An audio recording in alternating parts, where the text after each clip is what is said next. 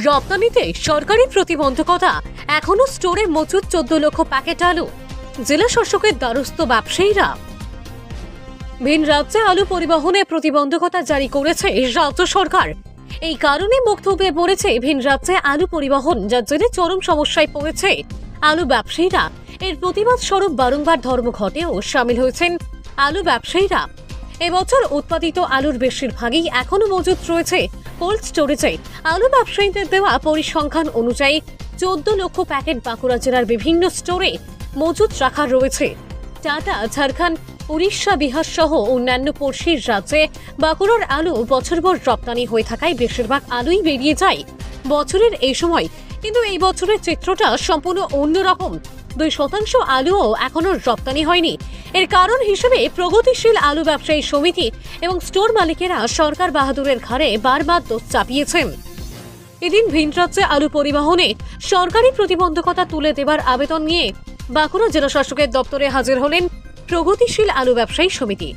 প্রগতিশীল আলু ব্যবসায়ী সমিতির দাবি, বাজারে নতুন আলু এবার আসতে শুরু করবে, তাহলে পুরানো আলু যা মজুদ আছে সেগুলি নষ্ট হয়ে গেলে ব্যবসায়ীদের কপালে হাত পড়ে যাবে। এহেন অবস্থায় জেলা শাসকের মাধ্যমে সরকার বাহাদুরের কাছে নিষেধাজ্ঞা তোলার আবেদন নিয়ে এসেছি।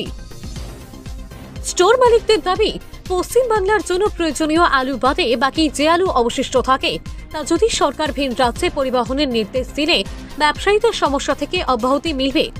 কবে প্রত্যাহার হবে ভিন রাজ্যে আলু পরিবহনের সরকারি নিষেধাজ্ঞা, এটাই এখন লাখ টাকার প্রশ্ন। কত আলু এখনো মজুদ রয়েছে এবং না ভিন রাজ্যে যেতে দিলে কি অসুবিধা হতে পারে আপনাদের কাছে? আমাদের বাঁকুড়া জেলায় এখনো আনুমানিক 14 লক্ষ প্যাকেটের মতো আলু মজুদ রয়ে গেছে এবং যদি ভিন রাজ্যে আলুরা যেতে না দেওয়া হয় তাহলে আমাদের বাংলার অন্যান্য মোকামেও খুব কম পরিমাণ যাচ্ছে এবং সেগুলো যদি টোটালটা আমাদের বাইরে যেতে দেওয়ার রাস্তাটা বন্ধ করে দেওয়ার ফলে আমাদের স্টকটা বেড়ে গেছে এবং সবজি, কাঁচা সবজির দাম কম, আমাদের নতুন আলু আস্তে আস্তে উঠতে আরম্ভ করবে।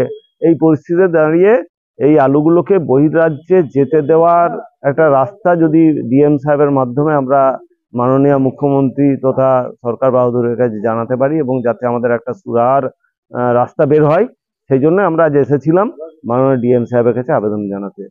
একটাই কারণ হচ্ছে আদার্স থেকে আলু যেতে দেন নেই, সরকার বাহাদুর আলু আদার্স থেকে আলু দিতে দেন নেই। আমাদের আলু বলছিলেন দাম কম, আমরা সরকারকে বলেছি যে আপনাদের যে দামে চলবে আমাদের স্টেটের যতটা কনজামশন আমরা দিয়ে দেবো।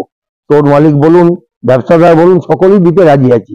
আপনারা বাকি আলুটা আদার্স যেটা কনজামশনের বাইরে সেটা আমাদেরকে বাইরে যেতে দেন। সেটাও না যাওয়ার জন্য এই পরিস্থিতি আমাদের তৈরি।